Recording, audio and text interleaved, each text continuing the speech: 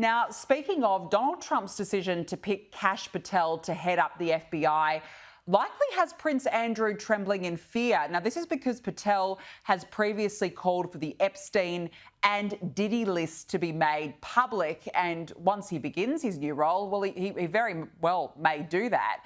But I've got to ask you, Kinsey, how worried would, Prince Andrew or anyone for that matter who was associated with these men be right now?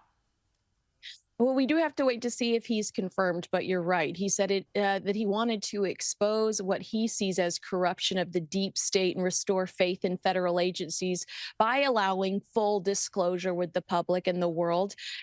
I imagine that there are some individuals that are shaking in their boots right now because even if let's say we just get the flight logs of Jeffrey Epstein, is in sometimes when it comes to PR, it's guilt by association. So will some of these individuals like Prince Andrew be in a position to be prosecuted? Likely not. But in the fight for Royal Lodge, this is not something that he wants out there to continue to embarrass his family.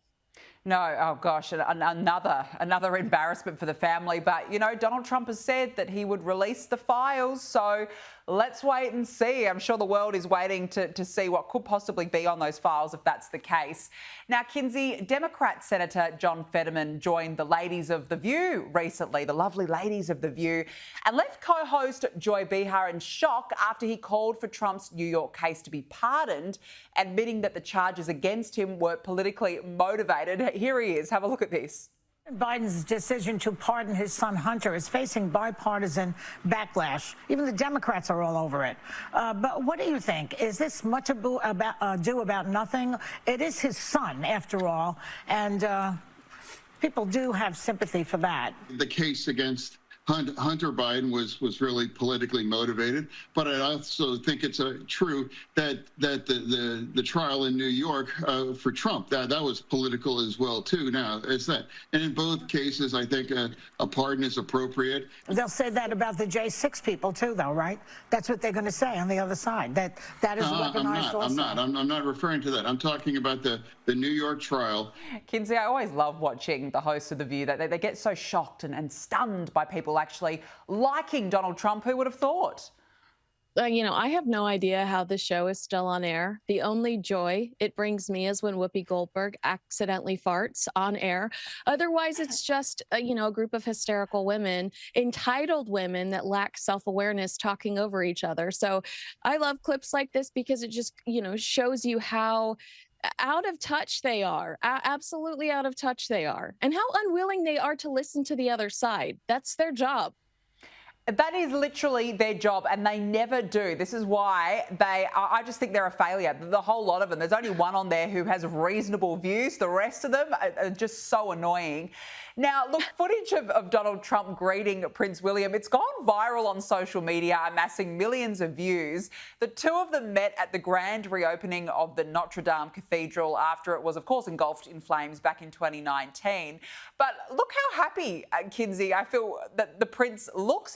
I don't know, to me, he looks like a bit of a fanboy. What do you think?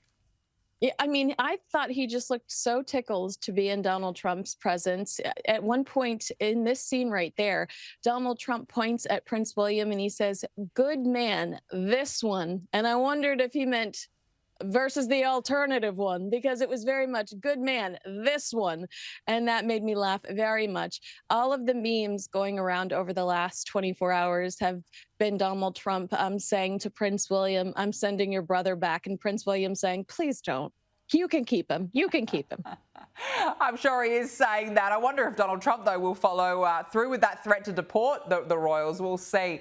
But speaking of the brothers, neither Prince William nor Prince Harry attended the 2024 Diana Awards ceremony last week in the latest sign of, I guess, just how deep that rift is between them.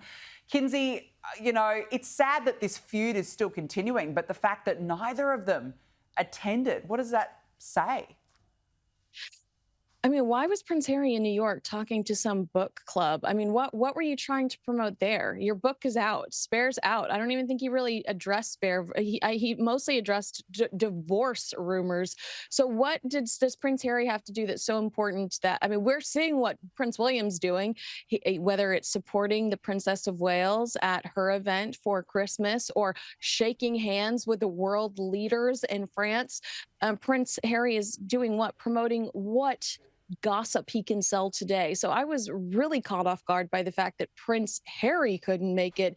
But you're right. At the end of the day, it's not a great sign that neither one of them could be there because the odds are they were trying to avoid each other.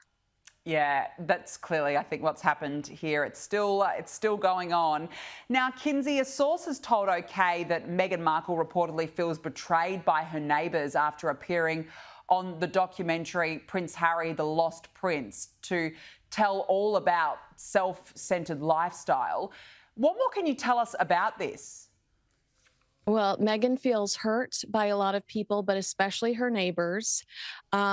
She said it was hard for her to make this move, have all the eyes of the world on her, and she's upset that her neighbors didn't try harder to become her friend, which we know we've heard stories of people trying to and then being shushed away by security. And this is my favorite quote. Both Meghan and Harry feel the show, this documentary, is yet another one-sided take of them and just want it all to stop. It's like they can't escape their past. I mean, hell, what? Hot meat kettle? What is happening here? That is literally the definition of everything Harry and Meghan's done. You know, they spend their whole past few years criticising everybody, trashing the royal family. And then when the shoe is on the other foot, Kinsey, they just cannot take it. They are a selfish and extraordinary couple. Kinsey Schofield, really good to speak with you as always. Thank you very much for joining me on the show this evening. Thank you.